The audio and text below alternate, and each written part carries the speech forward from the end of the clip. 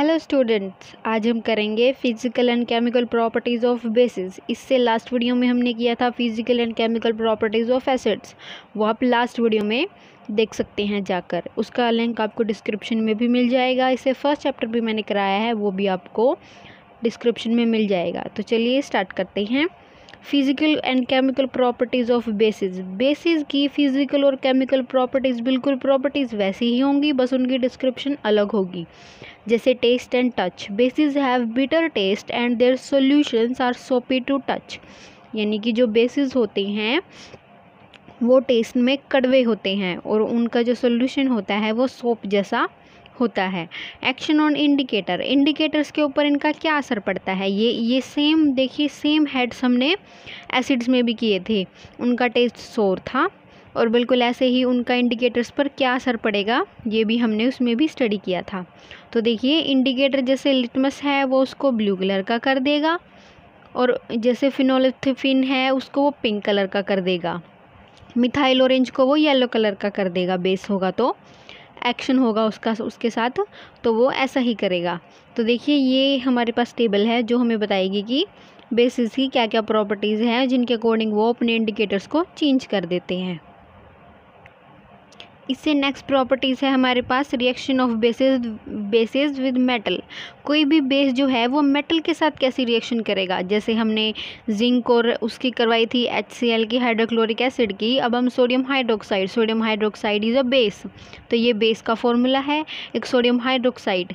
तो आप देखेंगे कि like acid base is also reactive with active metal. जैसे एसिड्स रिएक्ट करते हैं मेटल के साथ, बिल्कुल वैसे ही बेस भी रिएक्ट करते हैं मेटल के साथ। तो उनमें क्या होता था कि हमारे पास H+ आयंस बचते थे, लेकिन इसमें हमारे पास हाइड्रोजन गैस लिबरेट होगी एंड लिबरेटिंग हाइड्रोजन गैस।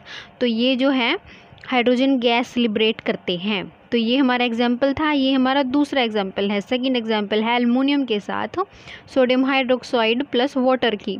तो ये हमारी लास्ट में हमें प्रोडक्ट मिलता है। तो ये देखेंगे, इसका फोर्थ हेड है reaction of non metallic oxides with basis. वो वाले ऑक्साइड जिनमें मेटल नहीं है, यानी कि नॉन मेटालिक, यानी कि हमने जो है बेसिस की किसी गैस वगैरह के साथ रिएक्शन करवानी है या सोल्ट या वाटर के साथ, तो इनके ये करवाएंगे हम। जैसे सोडियम हाइड्रोक्साइड है, इसकी हमने कार्बन डाइऑक्साइड के साथ रिएक्शन करवाई तो हमें Na, यहाँ पे 2 Na थे तो Na2CO, यानी कि एक ऑक्सीजन हमें इसकी मिल गई। CO3 और H2 ऑलरेडी 2 थे और एक ऑक्सीजन हमने इसमें से हटा ली, तो ये H2 बचे और ऑक्सीजन 1 बचा, तो ये H2O वाटर फॉर्मेशन हो गई। तो इस रिएक्शन से कंफर्म होता है कि नॉन मेटालिक ऑक्साइड की अगर हम बेस के साथ रिएक्शन करवाएं तो हमें सॉल्ट प्लस वाटर मिलता है, यानी कि हमें नमक और पानी मिलेगा। तो देखिए, नमक जो है ये हमारा दूसरे टाइप का नमक है, सोडियम कार्बोनेट। सोडियम क्लोराइड भी हमारे पास एक नमक ही होता है। तो अदर एग्जांपल्स इसके दिए हुए हैं कैल्शियम हाइड्रोक्साइड और CO2 कार्बन डाइऑक्साइड का। ये देखिए, हमने गैस का ही इस्तेमाल किया है क्योंकि नॉन मेटालिक चीज़ें चाहिए हमें। ये देखिए, CO3 और H2O, यानी कि इसमें वाटर की फॉर्मेशन ज़रूर होगी। यानी कि आप ध्यान रखें कि आप बेस ऐड करेंगे किसी नॉन मेटालिक ऑक्साइड में तो आपको सोल्ट, जैसे देखिए सोल्ट और वाटर ज़रूर मिलेगा। तो इससे नेक्स्ट है हमारे पास reaction of acids with bases, यानी कि बेसिस के साथ एसिड की रिएक्शन में क्या होगा। तो सेम सीधी सी बात है, एसिड प्लस बेस ये हमें देंगे सोल्ट प्लस वाटर। सेम होगा कि ये दोनों एक दूसरे को न्यूट्रलाइज कर देंगे, एसिड और बेस। तो देखिए स्टूडेंट्स, इससे नेक्स्ट है हमारे पास ये न्यूट्रलाइजेशन रिएक्शन, यानी कि वही जिसमें हमने एसिड की बेसिस के साथ या फिर बेसिस की एसिड के साथ रिएक्शन करवानी है। ये देखिए, ये है हमारे पास एसिड और ये है हमारे पास बेस। इसमें हमने मिला सोडियम क्लोराइड, यानी कि हमें सॉल्ट मिला प्लस वाटर मिला।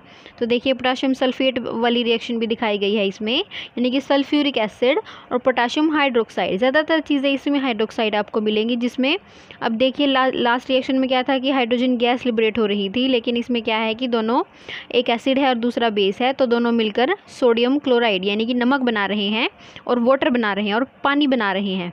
तो इसमें देखिए इनके यूजेस कहाँ कहाँ होते हैं। यूज़ कहाँ होता है इस रिएक्शन का, यानी कि फार्मर्स यूज़ करते हैं इसका एसिडिक सॉइल को न्यूट्रलाइज करने के लिए, यानी कि जब भी मिट्टी की जो एसिडिटी है वो ज़्यादा हो जाती है तो वो उसको न्यूट्रलाइज कर देते हैं बेसिस की हेल्प से, यानी कि कैल्शियम ऑक्साइड डाल देते हैं, लाइम का यूज़ करते हैं वो। कई बार हमारे पेट में जो है जलन होने लगती है एसिड्स की वजह से, तो हम क्या लेते हैं, एंटासिड टैबलेट्स लेते हैं, जिनसे क्या होता है मैग्नीशियम हाइड्रोक्साइड होता है उनके अंदर, तो वो हमारे पेट में जो एक्स्ट्रा एसिड है उसको न्यूट्रलाइज कर देता है। और बी स्टिंग्स आर एसिडिक, यानी कि जो मधुमक्खियाँ काटती हैं उनकी जो स्टिंग्स होती हैं, उनके डंक होते हैं वो एसिडिक होते हैं। They can be neutralised using baking powder which contain sodium hydroxide hydrogen carbonate, जिसमें क्या होगा कि वो न्यूट्रलाइज हम कैसे करते हैं उसको, बेकिंग सोडा का यूज़ करके, और जिसमें सोडियम हाइड्रोजन कार्बोनेट हो, यानी कि कई बार हम उस पर नमक जैसी चीज़ों का भी इस्तेमाल कर सकते हैं, बीटाडीन का इस्तेमाल कर सकते हैं, ऐसे हम इसका यूज़ कर सकते हैं। अब हम देखेंगे स्ट्रॉन्ग एसिड और मतलब स्ट्रॉन्ग बेसिस के बारे में और वीक बेसिस के बारे में। तो देखिए अब हम 6th हेड में स्टडी करेंगे स्ट्रेंथ ऑफ बेसिस, यानी कि इनकी स्ट्रेंथ के बारे में। स्ट्रॉन्ग बेसिस वैसे ही होते हैं जैसे हमने स्ट्रॉन्ग एसिड पढ़ा था, उसमें क्या पढ़ा था हमने कि जो भी एसिड खुद को कम्प्लीटली डिसोसिएट कर देता है वाटर में वो हमारा स्ट्रॉन्ग एसिड होता है। सेम ऐसे ही हमारा वो स्ट्रॉन्ग बेस होगा जो खुद को कम्प्लीटली डिसोसिएट कर देगा वाटर के अंदर ऐड करते ही। तो देखिए ये था हमारे पास पोटाशियम हाइड्रोक्साइड, तो ये पोटाशियम आयन अलग हो गए और इसके अंदर से ये हाइड्रोनियम आयन है, ये हाइड्रोक्साइड आयन है, ये भी अलग हो गया।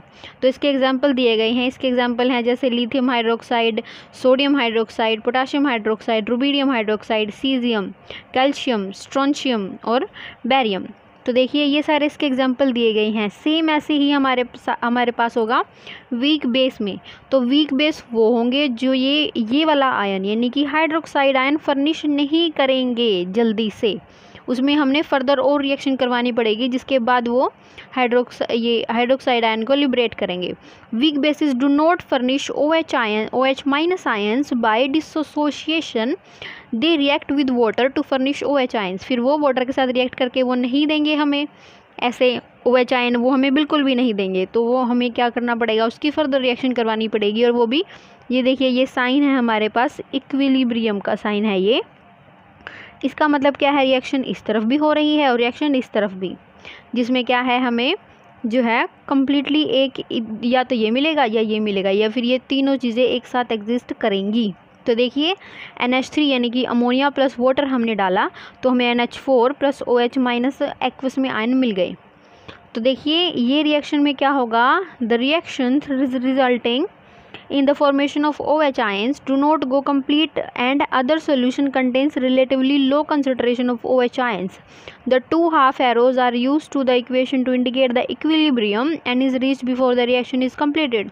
तो ये क्या है, रिएक्शन के कंप्लीट होने से पहले ही हमारे पास इक्विलिब्रियम आ जाता है जिससे हमें OH ions मिल ही नहीं पाते। तो ये इसके एग्जाम्पल हैं ammonium hydroxide, copper hydroxide, chromium hydroxide और जिंक हाइड्रोक्साइड्स। तो स्टूडेंट्स हमने स्टडी किया था बेसिसिटी ऑफ एसिड्स। अब हम स्टडी करेंगे एसिडिटी ऑफ बेसिस। बिल्कुल वैसे ही है जैसे उसमें हमारे पास एक हाइड्रोजन आयन वो कर सकता था लिबरेट, तो हम उसको मोनोबेसिक बोल रहे थे, लेकिन जब वो एक OH माइनस आयन को फर्निश कर सकेगा तो हम उसको मोनो एसिड कहेंगे।